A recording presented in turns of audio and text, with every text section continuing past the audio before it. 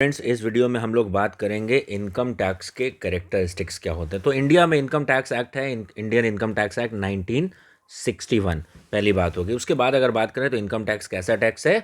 एक direct tax होता है। डायरेक्ट टैक्स का मतलब होता है जिसके ऊपर ये टैक्स लेवी करा जाएगा उसी से ये टैक्स वसूला जाएगा। इट मीन्स अगर मुकेश अंबानी की इनकम है तो उन्हीं से टैक्स लिया जाएगा, उनकी इनकम के ऊपर टैक्स किसी और से नहीं लिया जाएगा। सचिन तेंदुलकर की इनकम है तो उनसे ही टैक्स वसूला जाएगा। धोनी की इनकम है तो उनकी इनकम पे वही टैक्स देंगे। जिस टैक्स के बर्डन को शिफ्ट ना कर सकें उसको बोलते हैं डायरेक्ट टैक्सेस। फिर ये सेंट्रल गवर्नमेंट लगाती है, that's why this is a central tax. उसके बाद में बात करें इनकम टैक्स में, tax on total income. Income tax कौन सी आय पे लगाया जाता है? Income tax is always calculated on the total income. और टोटल इनकम कैसे आती है?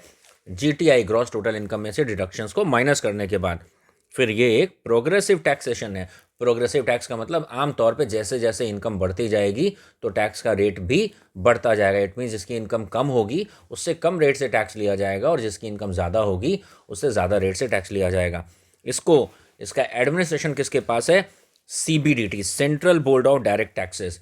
इंडिया में इनकम टैक्स को मॉनिटर करने के लिए जो ऑर्गेनाइजेशन है वो किसके पास है? इसका administration CBDT, central board of direct taxes. और इनकम टैक्स में जो टैक्स रेट होते हैं वो हर साल बदलते रहते हैं। इनकम टैक्स में जब बजट आता है तो उसके बाद में फाइनेंस बिल को अप्रूव करा जाता है और फिर ये बन जाता है उस साल का फाइनेंस एक्ट। तो हर साल के फाइनेंस एक्ट के हिसाब से टैक्स के रेट बदलते जाते हैं। तो ये हमने बात करी इनकम टैक्स के कैरेक्टरिस्टिक्स के बारे में। और इंडिया में इनकम टैक्स गवर्न होता है इंडियन इनकम टैक्स एक्ट 1961 से। इनकम टैक्स से जुड़े, फाइनेंशियल मार्केट से जुड़े, कॉस्ट अकाउंटिंग से जुड़े और इकोनॉमी, ग्लोबल इकोनॉमिक सिनेरियो से जुड़े वीडियोस के लिए लगातार आप अपडेट होते रहिए। Thank you.